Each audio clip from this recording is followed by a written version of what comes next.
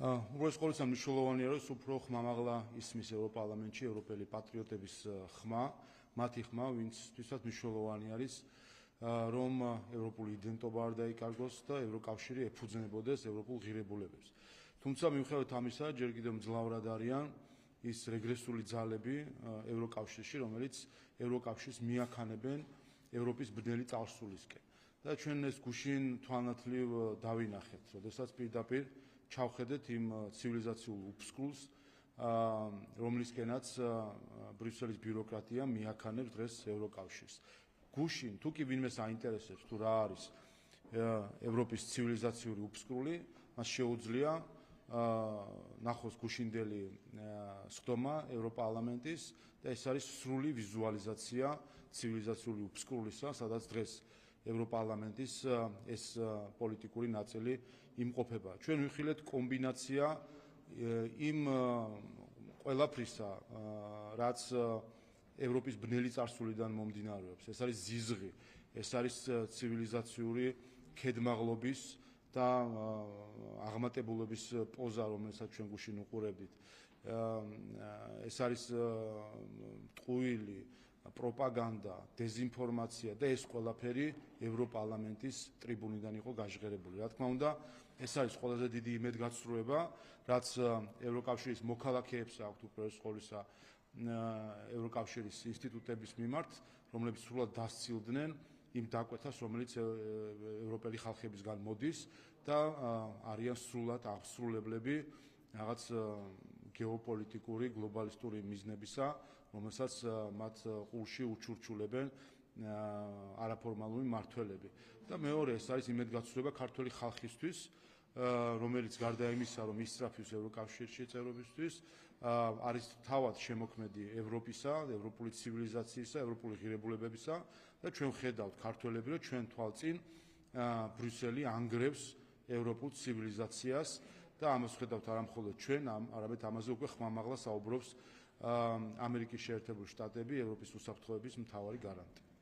გუშინ ასევე კამერთან დაკავშირებით ისაუბრეს ევროპარლამენტარმა ორმა დეპუტატმა, ჩვენ გვახსოვს, რომ როდესაც კამერის თემა გაჩნდა 3 დეკემბერს პრემიერმა ისაუბრა, რომ ამ საკითხს ევროპარლამენტში გამოიყენებენ და ნახეთ, რომ გუშინ ამასთან დაკავშირებით ისაუბრეს თან მტკიცებით ფორმაში, რომ ვიქრათ, ასე დაყრდნობით საუბრობენ ეს დეპუტატები, რა საერთოდ შეიძლება კი, ჩვენ გუშინ რაც ვიხილეთ, ეს ხო კიდე ერთხელ ჩვენება თუ რას ნიშნავს ჩავარდნილი ჰიბრიდული თავდასხმა საქართველოს და ვფიქრობ, აქ ძალიან ადვილი დასანახია პარალელები 4 ოქტომბრის მცდელობასთან ხელისუფლების დამხობის, რომელსაც ასევე ქონდა მხარდაჭერა ბრიუსელიდან, გახსოვთ ევროკომისიის პრესპიკერი მხარს უჭერდა ხელისუფლების დამხობის მიზნით შეკრებას და სოლიდარობას უცხადებდა და შეადარეთ, გააკეთეთ პარალელი, როგორც მაშინ 4 ოქტომბერს თუ გაიხსენებთ საღამოს გამზადებული სპიკერები, რომლებმაც დაიწყეს სოციალურ მედიაში მხარდაჭერი ტექსტების გამოქვეყნება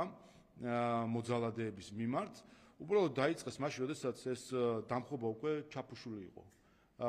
ჩავარდა ყველანაირად, თუმცა როგორც ჩანს ტექსტები მომზადებული იყო და მაშინ, როდესაც მურთაზ ზოდელავა ეულად იდგა პარლამენტის წინ რუსთაველის გამზირზე, ამ დროს ზოგიერთი ევროპარლამენტარი ზუსტად იმ მომენტში აქვეყნებდა სოციალურ მედიაში ტექსტებს, რომ ხარს უჭერდა ქართველ ხალხს, რომელიც იქ იმ მოძალადეებს, რომელიც იქ უკვე აღარ იყვნენ.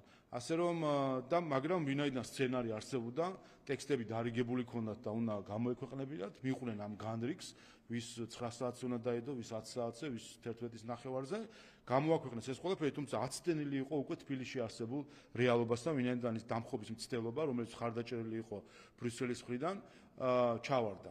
იგივე მოხდა გუშინ და სწორედ ამაზე საუბრობდა პრემიერ-მინისტრი, რომელმაც თქვა, რომ BBC-ს ცრუ რეპორტაჟი იყო ნაწილი იმ ჰიბრიდული თავდასხმისა, რომელსაც შემდეგ უნდა მოყოლოდა ამგვარი რეაქციები, თუმცა ერთი რამე ვერ გათვალეს. მათ იფიქრეს, რომ BBC-ს რეპორტაჟზე იქნებოდა უბრალოდ რაღაც სიტყვიერი საუბარი და სიამოვნებაში გამოძიება არ ჩატარდებოდა და ეს ტექსტები, რაც გუშინ მოვისმინეთ, ეს არის ტექსტები გამზადებული იმისთვის, რომ არ არის ჩატარებული გამოძიება, არაფერი არ ხდება საქართველოში და ახლა მოუწოდებენ და ეჭვები არსებობს კამიტზე, მოუწოდებთ გამოძიებას და ასე შემდეგ. თუმცა ეს ტექსტები წინასწარ დაწერილი აცდა კვლავ რეალობას, არაადეკვატური იყო, ამიტომაც ვინაიდან ჩატარდა გამოძიება, ყველაფერი გამჭვირვალედ გაკეთდა, ყველა კითხვას პასუხი გაეცა, მათ შორის პრემიერ-მინისტრმა თქვა, თუ კი რომელიმე რელევანტურ საერთაშორისო ინსტიტუციას აქვს რაიმე კითხვა, აგერ არის ხელისუფლება, აგერ არიან სამართალდამცავი ორგანოები, მზად ვართ ნებისმიერი ინფორმაციაში ჩავახედოთ, ვაჩვენოთ და განვუმარტოთ. ამიტომ აცდენილი იყო გუშინდელი განცხადებები მათი და ჩანს კიდევ ერთხელ ეს იყო წინასწარ დადგმული სცენარი, რომლის ერთ-ერთი საცეცი იყო BBC, რომელიც ხედავთ, რომ აბსოლუტურად დაინგრია საკუთარი რეპუტაცია და იქცა ჩვეულებრივი პროპაგანდის იარაღად სხვა ქვეყნებზე ჰიბრიდული თავდასხმისა.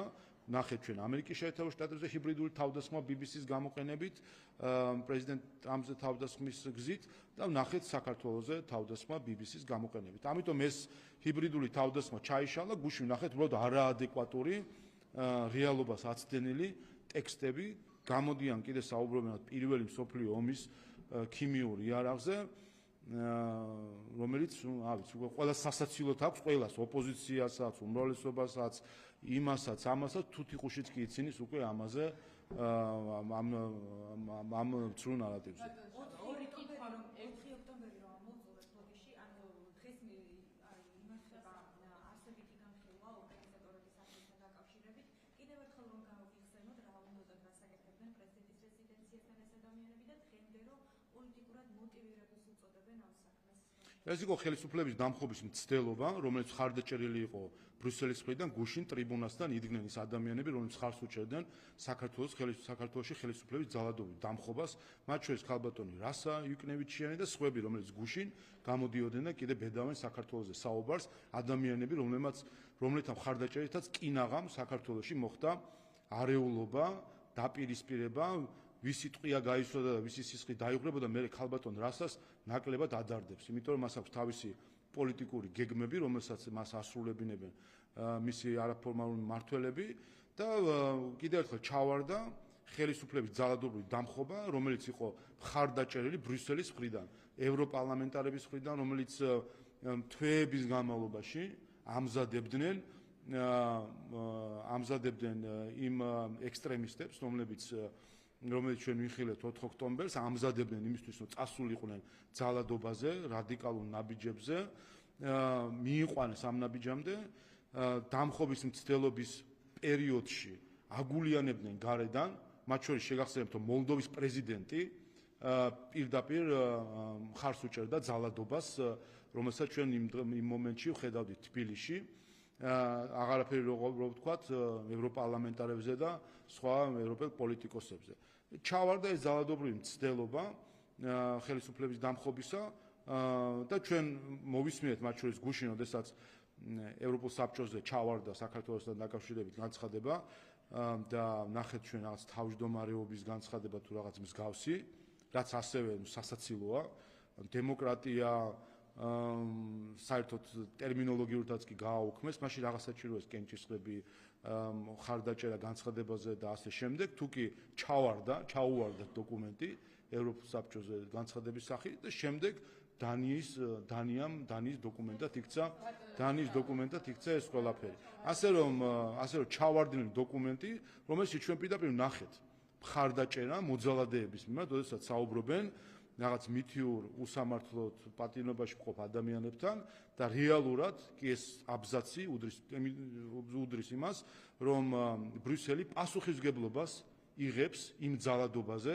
რომელიც შარშან დეკემბერში მოხდა, იმ ძალადობაზე, რომელიც 4 ოქტომბერს მოხდა და ამ ძალადობის გამზიარებელი არის ბრიუსელი. სხვათა შორის აქ კითხვა ისმის, თუ კი ბრიუსელი პასუხისმგებლობას იღებს შარშან დეკემბრის ძალადობაზე, ისმის კითხვა, რამდენად იქნება ასევე მათი პასუხისმგებლობა, რომ კომპენსირება მოახდინონ იმ ზიანის, რომელიც მიადგა მაგალითად პარლამენტის შენობას 9 მილიონი ლარის ოდენობით და ხომ არ იფიქრებდნენ, რომ რეპარაცია იყოს 9 მილიონი ლარისა პარლამენტის მიმართ, თუ კი ბრიუსელი იღებს პასუხისმგებლობას შარშან დეკემბერში, მათ შორის ბრიუსელიდან დაფინანსებული ადამიანების მხრიდან პარლამენტის შენობაზე თავდასხმას.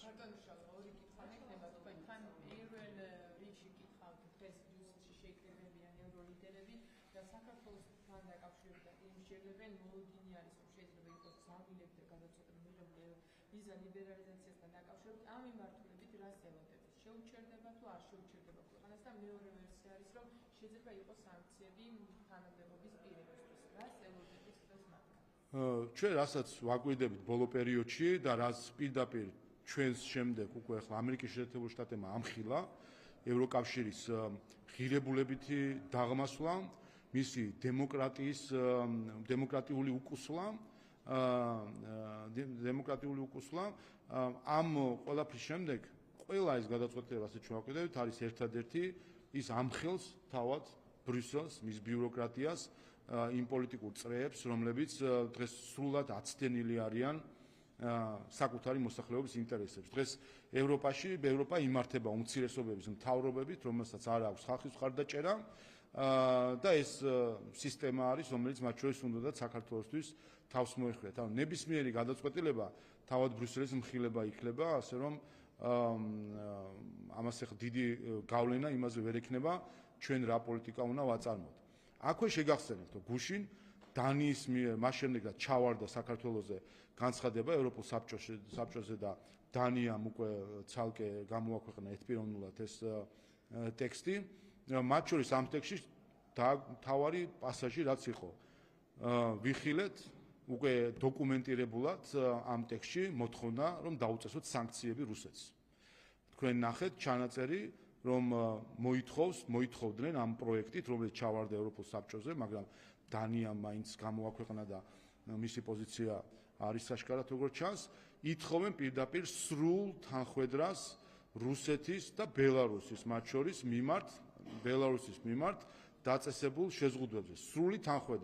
სრული თანხwebdra ნიშნავს ზუსტად სანქციების დაწესებას რუსეთისთვის და ბელარუსისთვის. ამას თხოვს დღეს ბრიუსელი, ევროკავშირი მოითხოვს საქართველოსგან, რომ სანქციები დაუწესოთ რუსეთს, სანქციები დაუწესოთ ბელარუსს. ამაზე ვსაუბრობთ 3 წელია, ზუსტად ეს იყო ის დახურულ კარს მიღმა, რასაც ითხოვდნენ ხოლმე სხვა ყველაფერთან ერთად და გარეთ ამაზე არ საუბრობდნენ. შარშან გახსოვთ, რომ ევროპარლამენტმა რეზოლუციაში ჩაწერა პირველად, ახლა ამ დანიის განცხადებაში ვნახეთ ეს ჩანაწერი. ესე პირდაპირ ბიძგება საქართველოს ბიძგება რომ შევიდეს ესკალაციას რუსეთთან, ეს არის პირდაპირ ბიძგება რომ ამ ესკალაციაში როგორც ეკონომიკურ, ისე პოლიტიკურ ესკალაციაში შევიდეთ და ამ ესკალაციის ბოლოს რომ არის სამხედრო დაპირისპირება, ეხლა ამაში ამ განცხადების ავტორები ან მიამიტები არიან და ვერ ხვდებიან, ან მავნებლები არიან და ძალით გვიბიძგებენ ისეთი ესკალაციისკენ, რომლის ბოლოშიც არის ომი. აი დასკვნაზე მინდა ახლა უშუალოდ ვკითხოთ, გუშინ კრიტიკული იყო ეს დასკვნა, იყო მოწოდებები, რომ დაკავებული პირები გათავისუფლდნენ, რეპრესიები არის ქვეყანაში, მედია იდევნებაო, კონკრეტული მოწოდებები ჰქონდათ ამ მიმართულებით, ასევე საუბარი იყო სადავო კანონპროექტების გაუქმებაზე და თანხwebdrაში იყო საგარეო პოლიტიკა, ევროკავშირის პოლიტიკასთან. უშუალოდ დასკვნასთან დაკავშირებით თქვენ საუბრობთ გუშინ, რომ ეს არის ქვეყნის შიდა საქმეებში ჩარევა, მაგრამ საპირისპირო სამოვენ თავად. ხო, კიდევ ერთხელ გეტყვით მე რომ რაც შეეხება ამ განცხადებას, რომელიც ჩავარდა ევროპულ საბჭოზე და დანიამ ცალმხრივად გამოაქვეყნა, კიდევ ერთხელ რასაჭიროა ეს პროცედურები, თუ კი საბოლოო ჯამში მაინც ამას ისე მიყიდიან საზოგადოებას, მათ შორის ქართულ საზოგადოებას და ევროპულ საზოგადოებას, როგორც ევროპული საბჭოს პოზიცია, რომელიც არ არსებობს. ეს დოკუმენტი ჩავარდა სწორედ იმიტომ, რომ მასში იყო სავსე დეზინფორმაციით. ყველა ეს პასაჟი, ეს არის მხილება ბრიუსელის, თვითმხილება იმ მავნებლური პოლიტიკისა, რომელსაც ბრიუსელი აწარმოებს საქართველოს წინააღმდეგ. ყველა ეს საკითხი. პირველი, ითხოვენ, რომ სრულ შესაბამისობაში მოვიდეთ რუსეთის და ბელარუსის მიმართ ევროკავშირის მიერ დაწესებულ შეზღუდვებზე, ანუ დაუწესოთ სანქციები რუსეთს და ბელარუსს. პირველი, მეორე, გვიკრძალავენ საგარეო პოლიტიკის ისე წარმოებას, რომელიც არ ემთხვევა ევროკავშირის საგარეო პოლიტიკურ რაღაც კონკრეტულ გადაწყვეტილებებს. ეს იცით რომელ საკითხს ეხება, ეს თქვათ მათ შორის თქვენ თუ ნახავთ ანგარიშს, რომელიც მანამდე გამოქვეყნდა, იქ საუბარი არის გაეროში წელს იყო გაეროში საქართველოს, როდესაც უკრაინის გაეროში, როდესაც განიხილებოდა უკრაინასთან დაკავშირებით რეზოლუცია, საქართველოს მხარი დაუჭირა ამერიკის შეერთებულ შტატების მიერ ინიცირებულ რეზოლუციის ტექსტს და არა იმ ტექსტს, რომელსაც ევროკავშირი უჭერდა მხარს. აი ამას გვეუბნება დღეს დანიის მიერ გამოქვეყნებული ამ ტექსტით ევროპული საბჭოსი, რომ გვიკრძალავს, რომ ხარი დაგვეჭირა ამერიკული ვარიანტისთვის და არა ევროპული ვარიანტისთვის. ეს არის პირდაპირ ხელყოფა საქართველოს სუვერენიტეტისა, როდესაც ბრიუსელი მოითხოვს, რომ ჩვენი საგარეო პოლიტიკა რაღაც ვასალური სახელმწიფო საგარეო პოლიტიკის მსგავსად გქონდეს და ბრიუსელმა განსაზღვროს ჩვენი საგარეო პოლიტიკა და ჩვენი საგარეო პოლიტიკური ნაბიჯები უნდა შეუთანხმოთ თურმე ბრიუსელს. ეს მეორე მავნებლობა, რომელიც ამაში წერია. მესამე, როცა საუბარია ეგრეთ წოდებულ უსამართლოდ დაპატიმრებულების გათავისუფლებაზე. თქვენ დააკვირდით ერთ რამეს, არც ერთ განცხადებაში არ ამბობენ ვის გულისხმობენ. ვინ არიან უსამართლოები, რატო არ ამბობენ? უჩა აბაშიძე არის უსამართლო? აი ეს არის მათი მორალი. სინონიმში არის.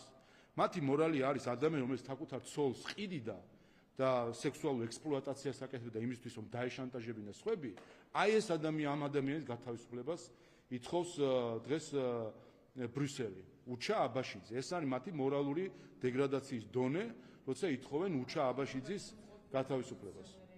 ყველას აქტივისტი,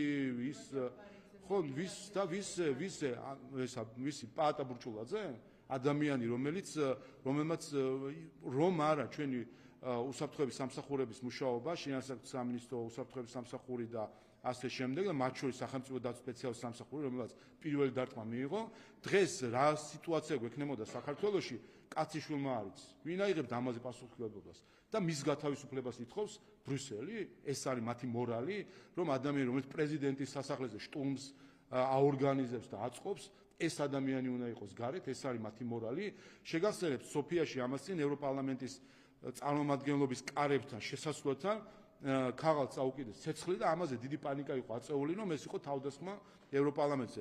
დაგვანგრიეს თავზე მთელი პარლამენტის შენობა, წვავდნენ ბრიუსელის მიერ დაფინანსებული ადამიანები და ესენი უნდა გათავისუფლდნენ, ეს არის მათი მორალი. ამიტომ არის ეს კარგია საერთოდ ჯამში, რომ მიუხედავად იმისა, რომ ეს განცხადება ჩავარდა ევროპულ საბჭოში, დანიამ ასე ვთქვათ, დანიამ მაინც გამოაქვეყნა ეს ტექსტი, იმიტომ პირდაპირ ყველა პუნქტი, რაც ამ განცხადებაში არის, ეს არის ანტიქართული რიტორიკა, მათ შორის შიგნით ერთი და მეორე, ეს არის მავნებლობა საქართველოს მიმართ, ეს არის საქართველოს ბიძგება ესკალაციისკენ, დაპირისპირებისკენ და არეულობისკენ.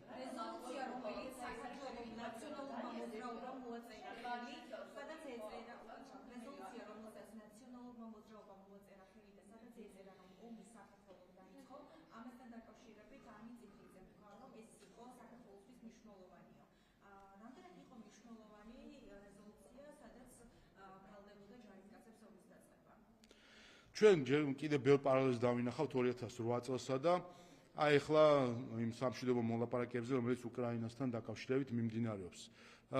ეს არის შეიყვანეს ამ ომში და შემდეგ თითოეულმა მოაწერინეს ხელი იმაზე, რომ ომი თავად დაიწყეს. აი ეს არის ვასალების ბედი. ეს არის მათი ბედი, ვინც მარიონეტები არიან. როდესაც მარიონეტულ ომში ერთვები და ხდები სხვისი მარიონეტი, ჯერ შენივე ხელით გაგაფუჭებინებენ საქმეს და შემდეგ შენივე ხელით მოგაწერინებენ ხელს იმაზე, რომ ეს გაფუჭებული საქმე შენი გაკეთებული არის. აი ეს არის ის განაჩენი, რომელიც ყველა მარიონეტს საბოლოო ჯამში გამოუტავს ხოლმე ისტორია. ასე რომ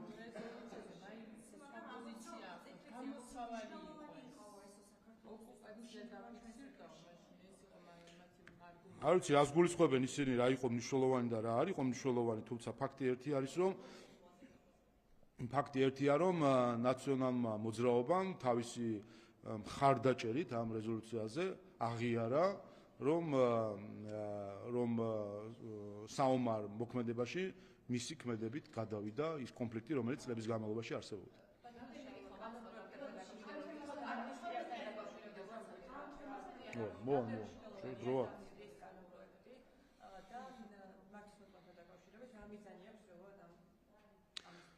კიდევ ერთხელ ვფიქრობ მნიშვნელოვანია და ჩვენ მოსახლეობის მნიშვნელოვან ნაწილს ეხება.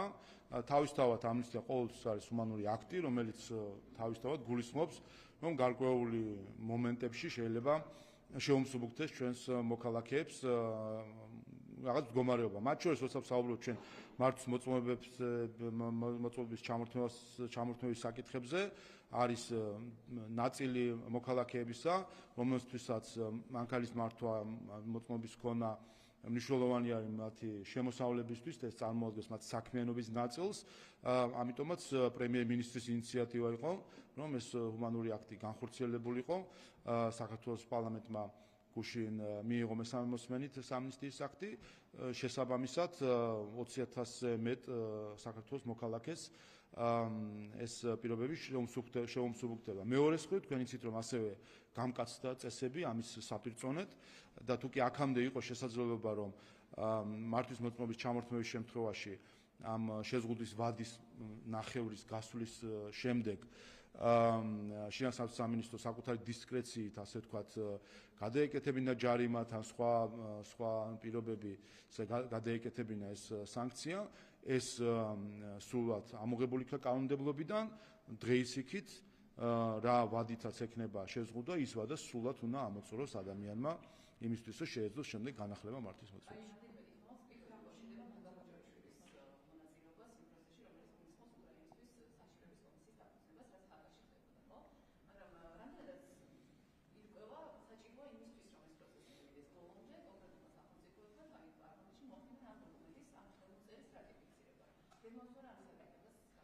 ვერ გეტყვით რა საერთაშორისო სამართლებრივი თუ შიდა სამართლებრივი უპროცესორეთ ინსტრუმენტებია საჭირო, თავისთავად, როდესაც საერთაშორისო სამართლებრივ ვალდებულებებს იღებს ქვეყანა, შემდეგ X საათ საჭირო არის პარლამენტის პროცედურების გავლა, თავისთავად ეს არის ერთიანი პოლიტიკური გადაწყვეტილება.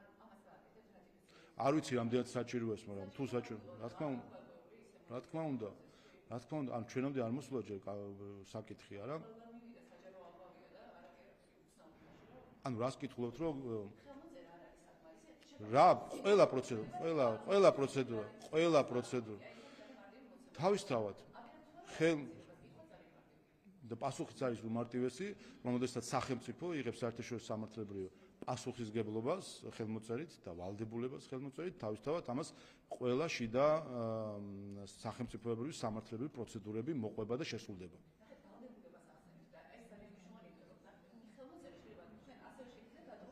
კი, მოხდება თუ საჭირო არა.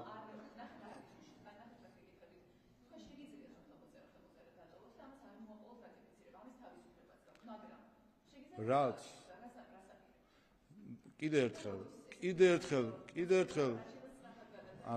ერთხელ რა პროცედურებით საჭირო არის, იმ პროცედურებს გაივლის როგორც გარეთ, ისე შიდა სამართლებრივ პროცედურებს.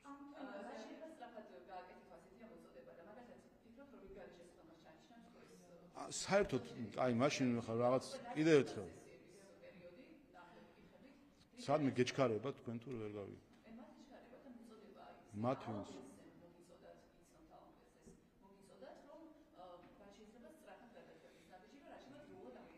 რა და საქართველოს პარლამენტის მე მგონი სიჩქარეზე საყვედური არ ეთქმის, ასე რომ სხვებმა მიხედონ თავის პარლამენტებს და საქართველოს პარლამენტი ყველაფერს სწრაფად აკეთებს.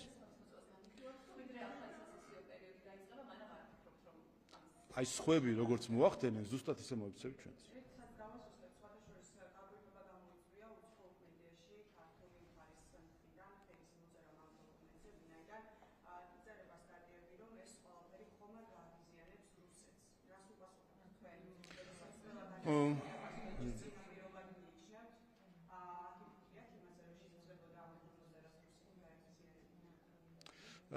ჩვენ არაერთხელ გვითქვამს, რომ მიუხედავად იმ მტრული პოლიტიკისა, რომელსაც უკრაინის ხელისუფლება ქართული ხალხის წინააღმდეგ აწარმოებს, ჩვენ ერთგული ვრჩებით უკრაინის ხალხის მიმართ მხარდაჭერისა და ყველაფერი რაც საჭირო არის, რომ მხარი დაუჭროთ ჩვენ უკრაინელ ხალხს, ამას ვაკეთებთ ომის დაწყების პირველივე დღიდან.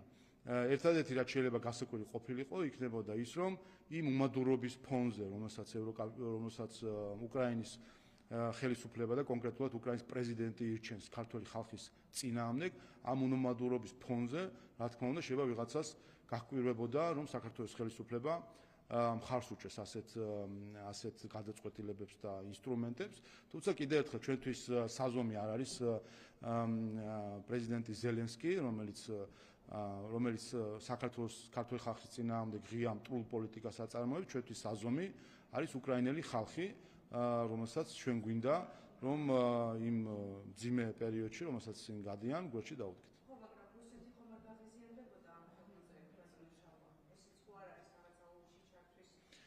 ჩვენ კიდევ ერთხელ არ მოქმედებთ არავის გაღიზიანების შიშით, ან არ გაღიზიანების სურვილით. ჩვენ მოქმედებთ ქართული ხალხის ეროვნული ინტერესებზე დაყრდნობით და ინტერესების საფუძვლით. ის, რაც ჩდება ჩვენს ინტერესებში, ის, რაც ხელს არ უშლის ჩვენს მთავარ პრიორიტეტებს, იმ ნაბიჯებზე მივდივართ. იქ, სადაც გვეუბნებოდნენ, როგორც მაგალითად ახლა დანიის მიერ იმ ევროსაჭოს ჩავარდნილი დოკუმენტი, რომელიც დანიამ გამოაქვეყნა, სადაც პირდაპირ წერენ, წაგიკითხავთ, ყურადღება რო არ მიაქციეთ. ევროკავშირის საბჭო მოუწოდებს საქართველოს ხელისუფლებას სრულ თანხვედრაში მოვიდეს რუსეთისა და ბელორუსის წინააღმდეგ ევროკავშირის შემზღუდვა ზომებთან. პირდაპირ მოგვიწოდებდნენ იმ პროექტით, რომელიც ჩავარდა, მოგვიწოდებდნენ, რომ სანქციები დაგვეწესებინა რუსეთისთვის და ბელორუსისთვის.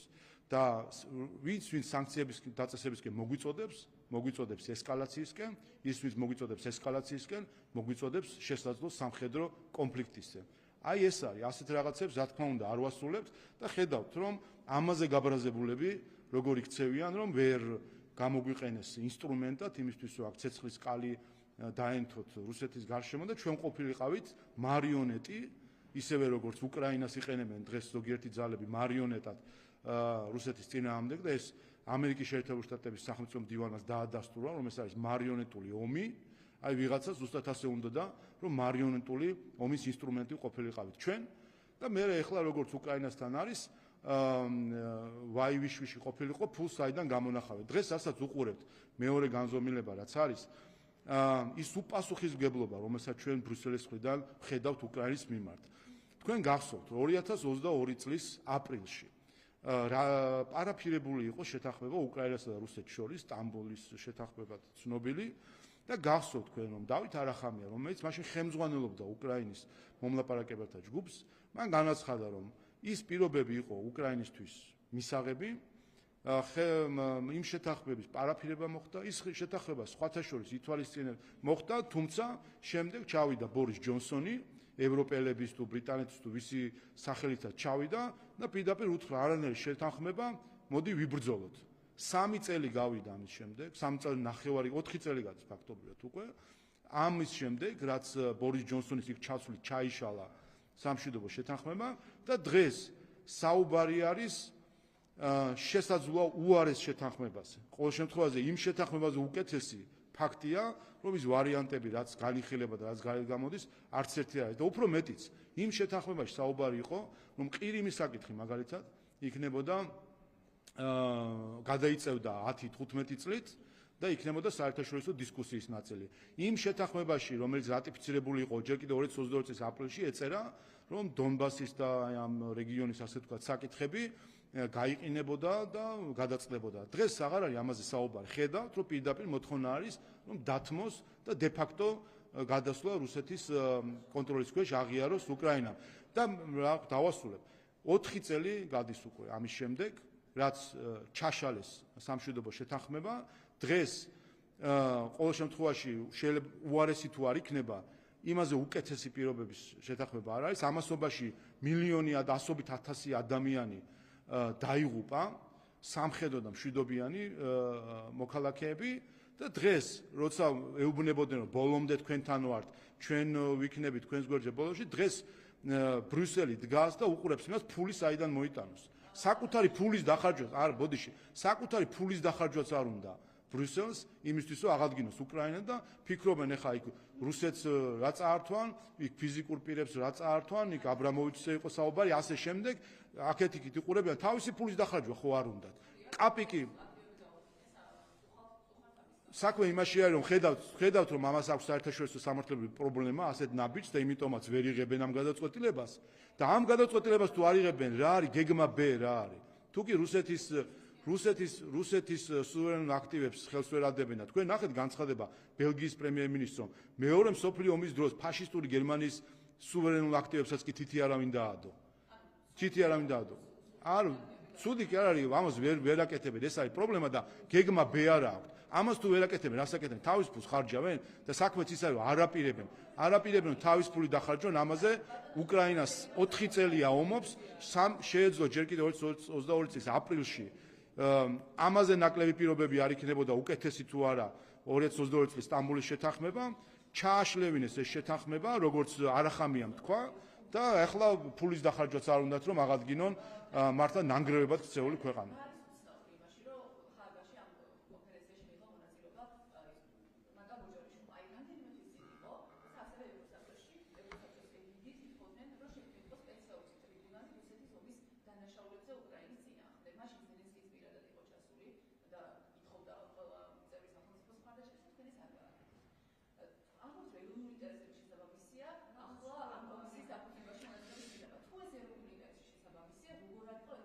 იმიტომ ტყუილია თქვენ რასაც ტყუილია თქვენ რასაც ამბობთ, არანაირი ტრიბუნალი დაფუძნებული არ არის, არის გადაწყვეტილებების რიგი, რაღაც ჯერი, სხვადასხვა თქვენ შეგახსენებთ, რომ საქართველოს როგორ გეგადრება.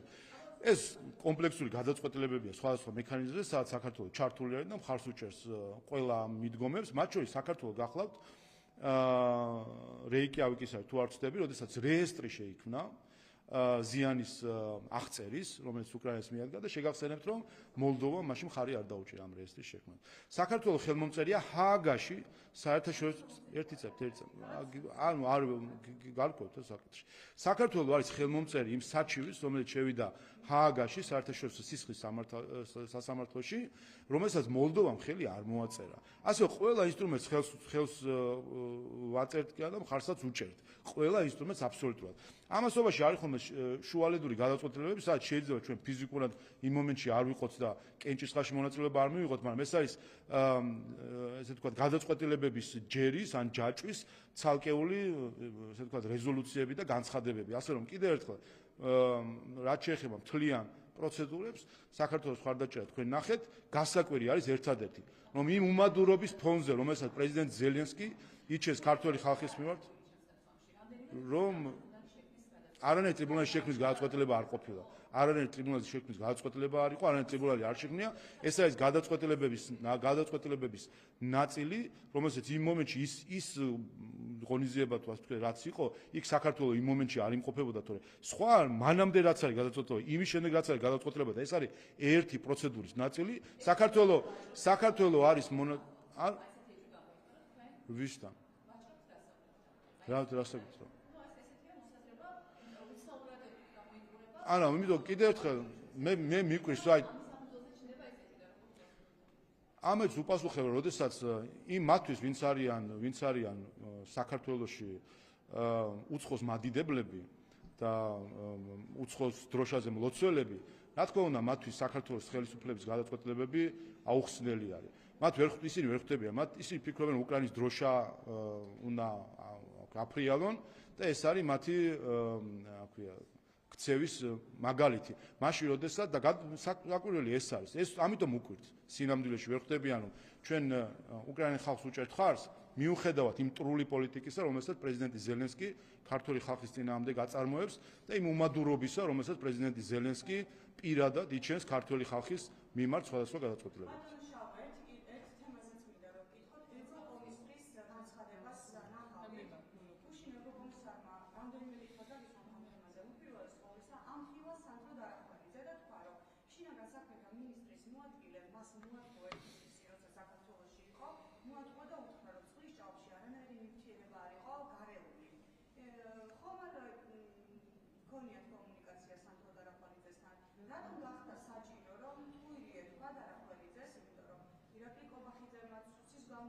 ამ თქვენ უცხოელს უჯერებთ და ქართველს არ უჯერებთ? მასე ხარ დაწყობილი?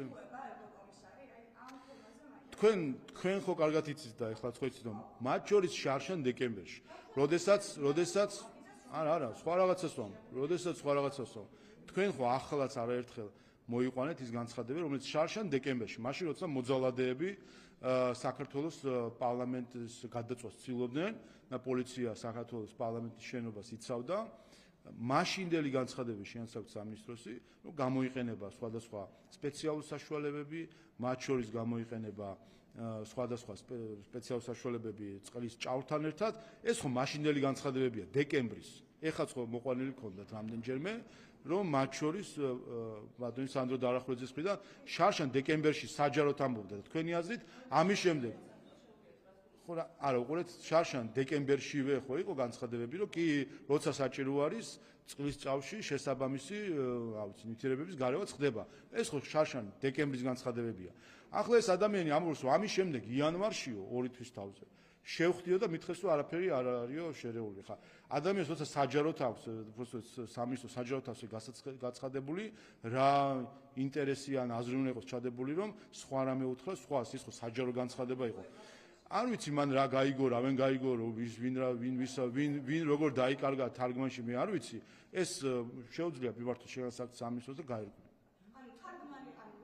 არ ვიცი მოგეთ თქვენ იცით თუ არა თქვენთვის ცნობილი არის თუ არა რომ შარშან დეკემბერში აბა აზრი რაში არის არ ვიცი თქვენ კითხეთ არა ჯესეთ ეგეთ რამე არ უთქვას მაგრამ თქვენ კითხეთ ჯესეთ ევროკომისარი არ არის გახლავთ ევროსაბჭოს ხო უყურეთ თქვენ თვითონვე ამბობთ რომ შარშან დეკემბერში შეანსაკუთრებით სამინისტროს საჯაროდ ქონდა გაცხადებული რომ რა თქმა უნდა მოძალადეების მიმართ იმიტომ რომ შეაკავონ ისინი პარლამენტის დაწვა არ მისცენ ბრიუსელის მიერ დაფინანსებულ ადამიანებს ამის საშუალება იყენებს სპეციალურ საშუალებებს მათ შორის წყლის წალში სხვადასხვა რა ვიცი ნივთიერების გარევის გზით დეკემბერში თქვენს და თქვენ რა ვფიქრობთ რა ინტერესი უნდა არსებობდეს ან რა ტაქტიკა უნდა არსებობდეს რომ ამის შემდეგ 2 თვის თავზე იანვარში სხვა რამე თქვა შიდა შეხვედრას მე ვიცი არა უყურეთ მე ვიცი რა არის სიმართლე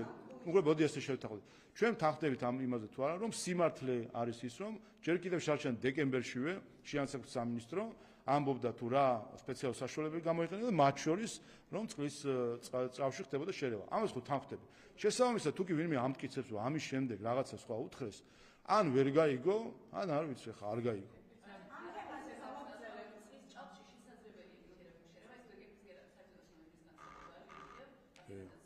საჭიროა როცა საჭიროა ურეთო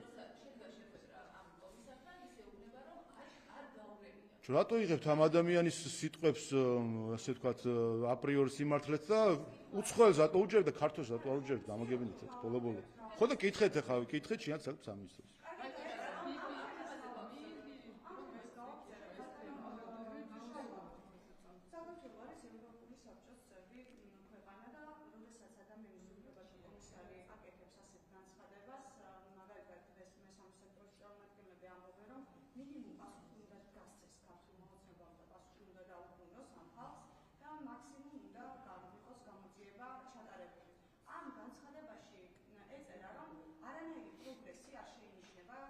გამოძიების თვალსაზრისით ერთი წლის განმავლობაში ამ გამოძიება მიმდინარეობდა ასობით დაზარალებული ხავს ამ აქციებს და ერთი ძალოვანი უცხოების წარმომადგენელიც კი არ არის დაშლილი. აპირებთ თუ არა თქვენი აზრით და უნდა ჩატარდეს თუ არა ამ მიმართულებით გამოძიება, რომ ვინმე აგოს პასუხი, თუნდაც მარტო იმ ვიდეო მასალიდან გამომდინარე, რაც ჩვენი თვალით დავინახეთ.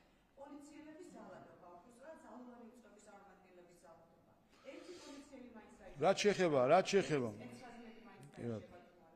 რაც შეეხება შარშან დეკემბერში ჩვენ ვნახეთ სახელმწიფოს დამხობის მცდელობა რომელიც გარედან იყო მხარდაჭერილი ჩვენ ვნახეთ პარლამენტის გადაწვის მცდელობა თქვენ კოლეგა რო ვერ ხედავდა როგორ ცეცხლი როგორ ეკიდა პარლამენტს და შემდეგ ალბათ იხილავდით რომ ვიდეოს დავდი ამასთან დაკავშირებით და იმედი ის ვიდეო მაინც ნახეთ ჩემს Facebook-ს გვერდზე პარლამენტი როგორ იწოდა და ამის შემდეგ გეცოდინებათ თქვენი უახლესი ისტორიის მონაკვეთები პარლამენტის ცეცხლში მოგიზგიზე პარლამენტი რა თქმა უნდა როცა ჩვენ ხედავდით ამ დამხობის მცდელობას რომელიც სულად იყო გარედან ორგანიზებული და მხარდაჭერილი საქართველოს უსაფრთხოების სისტემამ გადაარჩინა ეს ქვეყანა ქაოსს და იმ მოძალადეების რომელსაც ჩვენ მაშინ ხედავდით რომელიც პოლიციელებს თავს ესხმოდნენ დანით შეიარაღებულები როცა ხედავდით ჩვენ მოლოტოვის კოქტეილებს როგორ ესროდნენ აი პირდაპირ ადამიანს წვავდნენ უნდათ ადამიანი ცოცხლად დაეწვათ და ჩვენ ევროკავშირის ელჩი გვეუბნება, რომ მოდი ის ადამიანი, რომელიც სხვა ადამიანს ცეცხლს უკიდებს და წვავს, ხორცი რო დაიწოს ადამიანს, აი მოდი ეს ადამიანი გაათავისუფლება. ამას გვეუბნება დღეს ევროკავშირის ელჩი, როცა საუბრობს უსამართლოდ დაპატიმრებულებზე, ხომ? სპეციფიკაციის გარშე ზოგადად, ანუ ყველას გულისხმობს, ვინც ადამიანს ხორცს წვავდა მოლოტოვის კოქტეილით, ვინც საკუთარი ცოლის სექსუალურ ექსპლუატაციას აკეთებდა იმისთვის, რომ ეშანტაჟებინა სხვები, მათ ვინც ბარიკადების აგების ინსტრუქციებს გასცემდა და ასე შემდეგ, მათ ვინც სასამართლო შენობის გადაწყვეტას ცდილობდა, მათ ვინც პრეზიდენტის სასახლის აღებას ცდილობდა. აი ეს არის დღეს ცივილიზაციური უფსკრული, სადაც ბრიუსელი აღმოჩნდა თავისი მორალით. ამას გეუბნებით, მაცეთ. აი ეს იყო მაშინ, ეს იყო მაშინდელი რეალობა, რომ უნდათ საქართველოს დამხობა, არა ხელისუფლების, საქართველოს დამხობა უნდათ და გადაბარება სხვებისთვის. და ამისგან დაიცვა მაშინ შინაგანსაკუთრების სამინისტრო. ამ პროცესში თუ კი რაიმე ექსცესი მოხდა ძალის გამოყენებასთან დაკავშირებით, ამ საკითხს იძიებს შინაგანსაკუთრების სამინისტრო, პროკურატურა, გეტყვიან პასუხი.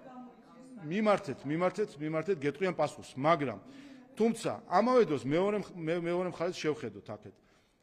მოგისმენიათ ევროკავშირის ელჩის ერთი მაინც დაგმობა ძალადობისა, რომელიც შარშან დეკემბერში ხდებოდა. მოგისმენიათ ერთი სიტყვა, სადაც ევროკავშირის ელჩი, ევროკომისიის პრესპიკერი, ევროკომისარი, ევროპარლამენტარის ბრძოლი, ან ვიღაცა მაინც ევროპიდან იტყოდა, რომ პარლამენტის შენობის დაწვა არის მიუღებელი. ეს ამ წინადადების ჩამოყალიბებას გამოძიება ხო არ ჭირდება, მტკიცებულებების შეგროვება ჭირდება, მოწმეების დაკითხვა ჭირდება. ამას ხო უბრალოდ უნდა რომ ევროკავშირის ელჩმა თვალები გაახილოს, როგორც თქვენ ვერ ხედავდით რომ პარლამენტს წავდნენ, თვალები გაახილოს და შეხედოს იმას, როგორ იწვოდა საქართველოს პარლამენტი და ერთი წინადადება ჩამოაყალიბოს, რომ საქართველოს პარლამენტის დაწვა არის მიუღებელი. აი ამ 4 სიტყვას რატომ ვერ ამბობს ევროკავშირის ელჩი, რომ საქართველოს პარლამენტის დაწვა არის მიუღებელი, ის რომ პრეზიდენტის რეზიდენციის ძალადობრივი შტურმი არის მიუღებელი, 4 სიტყვიანი წინადადებებია და ამ წინადადებას ვერ ამბობს ევროკავშირის ელჩი. ამას არც გამოძიება უნდა, არც მტკიცებულებები უნდა, არც მოწმეების ჩვენება უნდა, ამას უნდა თვალის გახელა. და დღეს თვალის გახელა არ უნდა ევროკავშირის ელჩს, რომ დაგმოს ძალადობა. ხო, რაც შეეხება გიპასუხოთ.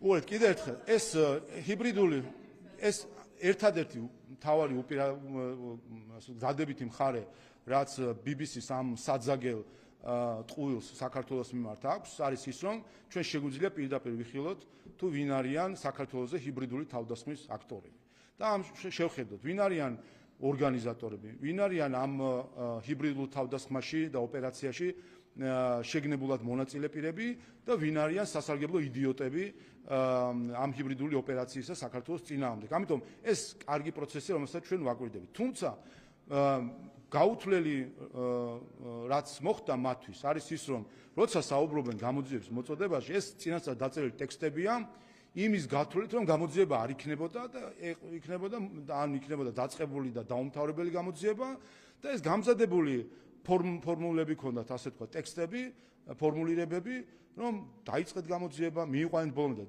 დავიწყეთ კიდევაც და მივიყვანეთ კიდევაც ბოლომდე. უყურეთ, ამიტომ თქვა პრემიერ-მინისტრმა, რომ თუ კი ვინმეს რაიმე კითხვა აქვს ამ გამოძიების შედეგებთან დაკავშირებით, რომელიმე რელევანტურ საერთაშორისო ინსტიტუციას თუ კი აქვს რაიმე კითხვები, მოგმართეთ, გაჩვენებ. ხო და აი მოგმართ, უყურეთ, ხო მარტივი რამე. ხო უმარტივესი, უყურეთ, გამოძიება ხომ არ არის რომ რამდენიმე ადამიანი შეიკრიბა ოთახში, იფიქრეს შერლოკ ჰომსივით რაღაც დედუქციის მეთოდით და დასკვნები გამოიტანა. გამოძიება ეს არის დოკუმენტები, ეს არის 100 მეტი გამოძიება შეიძლება სწორედ ამას უყურეთ, არ ვიცი ხა შეიძლება რომელ ენაზე უნდა უთხრათ, სხვა აღარ ვიცი ხა ელფურ ენაზე ვეღარ ვეტყვით ახლა ზოგიერთ ევროპელს, აგერ არის გამოძიება ჩატარდა, დასკვნები დაიდო. აქვს ვინმეს კითხვები, ხო და მივყვეთ ნაბიჯნაბი. აქვს რომელიმე რელევანტურ საერთაშორისო ინსტიტუციას კითხვები, მობრძანდით, გაჩვენებთ, ფურცელ, შედეგ. ეხლა კიდევ ერთხელ, ქართულად ვეუბნებით, ინგლისურიც არ გვიჭირს, ელფურ ენაზე ვერ ვეტყვით.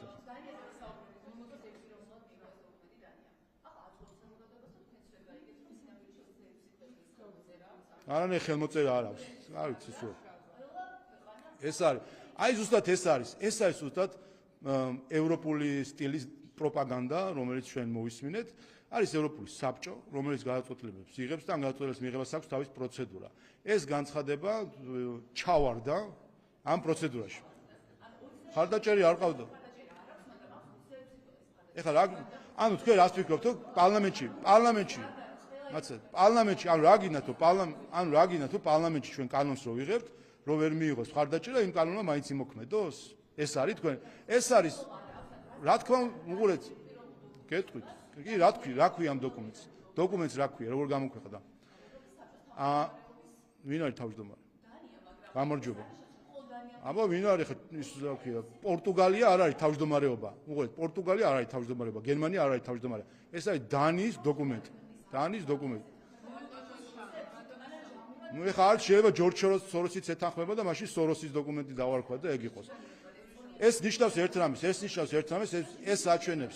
ეს აჩვენებს იმ დემოკრატია ხო პროცედურები არის და ზუსტად ამას აჩვენებს იმ დემოკრატიულ დეფიციტს, რომელიც ბრიუსელში არის. დემოკრატია არის პროცედურები. როდესაც უნდა მიიღონ რაიმე დოკუმენტი, როგორც ევროკავშირის პოზიცია, ამ დოკუმენტს მიღებას აქვს თავისი პროცედურა და ეს დოკუმენტი ჩავარდა ამ პროცედურაში. და შემდეგ დანიამ აიღო ეს ფურცელი და გამოაქვეყნა როგორც თავისი თავმჯდომარეობის. არა. კიდევ ერთხელ შეიძლება სოროსი და ნინო ლომჯარია უჭერენ ხარს. არა, ეგ რას ქვია, ვინ უჭერს რა მნიშვნელობაა, კაცო? ეს დოკუმენტი გამოქვეყნდა როგორც თავმჯდომარის დოკუმენტი. დანიის დოკუმენტი, ეს არის დანიის დოკუმენტი.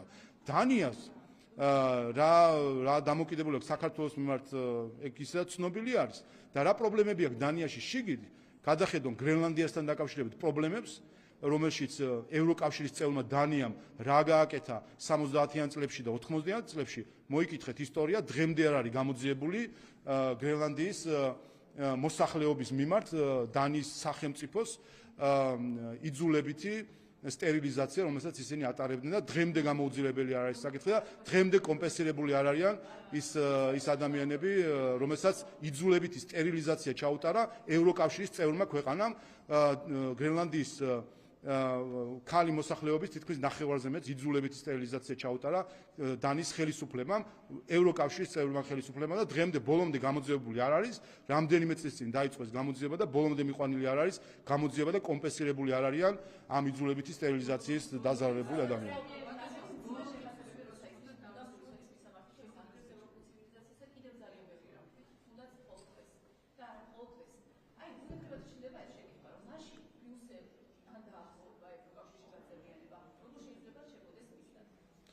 რა თქმა უნდა, იმიტომ არა, პირიქით, ზუსტად ეს არის, რომ პრობლემა არის ბრიუსელში და არა თბილისში. და ამ პრობლემას არა, ჩვენი მიდგომები, ჩვენ რა ვქნათ ხა მაგნუს ცაკნას ევროპა ჩვენ ინტერესის სფეროს არ წარმოადგენს. ის ევროპა, რომელიც ცდილობს, რომ ცივილიზაციური რაღაცა პედესტალიდან ისაუბრობს, ეს რა თქმა უნდა მიუღებელია ჩვენს. ამას ვამბობ, ჩვენ პრობლემა არის ბრიუსელში და ამ პრობლემას ხედავს უკვე სხვები. ნახეთ თქვენ ჩეხეთის პრემიერ-მინისტრის განცხადებები უკვე და ჩვენ ხედავთ ტენდენციებს, რომ პატრიოტული ძალები, ევროპული ნამდვილად ჭეშმარიტად პროევროპული ძალები, რომლებიც ევროპულ ღირებულებებზე დგანან და არა გამოგონილ იდეოლოგიაზე, ძალას იკრეფენ და ჩვენ გულშემატკივრობთ ასეთ ძალებს ევროკავშირში, როგორც კი ბრიუსელში მოვლენ ევროპული ძალები, პატრიოტული ძალები ხელმძღვანელობაში, რა თქმა უნდა, ასეთი ევროკავშირი ჩვენი ინტერესის სფეროა, რა თქმა უნდა, ასეთ ევროკავშირს და ბრიუსელთან ნებისმიერი პრობლემა მოხსნილი იქნება.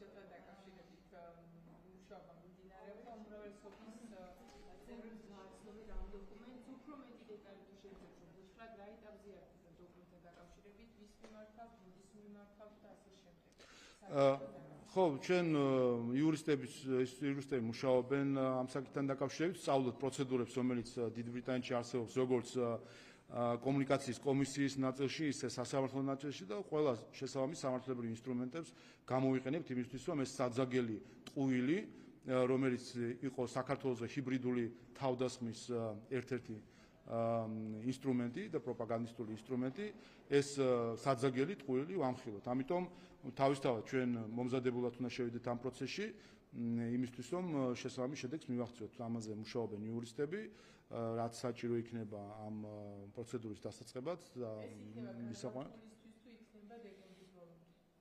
ჩვენი სურვილია რაც შეიძლება მალე კიდევ ერთხელ ჩვენ ვსწავლობთ რა პროცედურები არის, რომ პროცედურული რამე დარღვევა არ მოხდეს, რომ შემდეგ ამან არ შეუქმნას საფრთხე თავად საჩივარს. შესაბამისად ჩვენი ინტერესია რაც შეიძლება მალე, ხო? ხედავთ რომ დონალდ ტრამპმა რამდენიმე თვის თვე დასჭირდა მას, ასე ვთქვათ, რომ ეს არჩევანი შეეტანა. ვფიქრობთ რომ მათ შორის იმის გათვალისწინებით რომ არსებობს ტრამპის საჩივარი BBC-ს წინააღმდეგ, რომელიც სხვათა შორის საინტერესოა, რომ ლის ტრასის განცხადებებსაც ეფუძნება და მოყავს როგორც მტკიცებულებები. ჩვენი მტკიცებულებებიც ეს არის ზუსტად ტრამპის წინააღმდეგ, რაც მათ შორის, ხომ, რაც ის ზოგადი ტენდენცია, რასაც BBC-ში ვხედავთ, რაც ტრამპის წინააღმდეგ იყო, რაც იყო, თქვა, რაზეც საუბრობს ყოფილი პრემიერ-მინისტრი, რომელიც პირდაპირ ამხელს BBC-ს დიდი ბრიტანეთის ყოფილი პრემიერ-მინისტრი ლის ტრასი პირდაპირ ხელს ადებს BBC-ს როგორც პროპაგანდის ინსტრუმენტს. ამაზე მეტი ავტორიტეტი რაღა უნდა იყოს BBC-ს შესაფასებლად. ასე რომ ყველა ამ დოკუმენტაციას, მხილებას თავს მოუყრით, სამართლებრივად შესაბამის ჩარჩოში მოვაქცევთ და რა თქმა უნდა ჩვენი ინტერესია რაც შეიძლება მალე მოხდეს.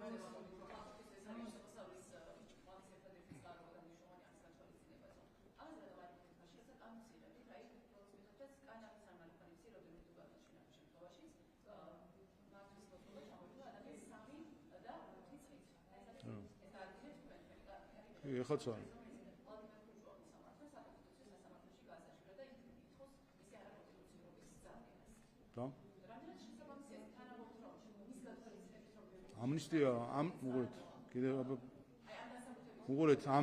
ამნისტია ამნისტია გულისხმობს რომ რაღაც პერიოდში ადამიანების რაღაც ჯგუფს რომელსაც აქვს ჩადენილი კანონდარღვევა და ამნისტია ყოველთვის ეხება კანონდამღვევებს, ხო?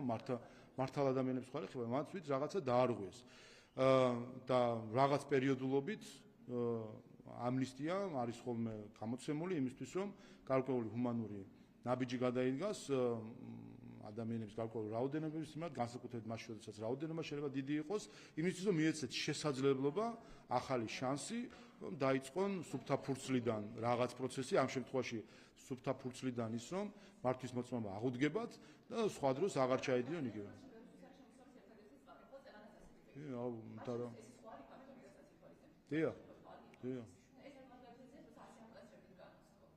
იმიტომ რომ კანონს თავისი დანიშნულება აქვს, რომ პრევენცია იყოს გარკვეული დანაშაულებისა თუ გადაცდომებისა, ხომ? და ხა ადამიანი მოქმედებს ყველა თავის პასუხისმგებლობით, როდესაც იცის, რომ მის გადაცდომას მოყვება რაღაც შედეგი, ამ პასუხისმგებლობით მოქმედებს. უბრალოდ გარკვეულ პერიოდში მათ ვინც ეს პასუხისმგებლობა ვერ გაიზიარეს და რაღაც რაოდენობა ადამიანების არის ხოლმე კრიტიკული რაოდენობა, სახელმწიფო ცდილობს გამოიჩინოს ჰუმანურობა. მადლობა.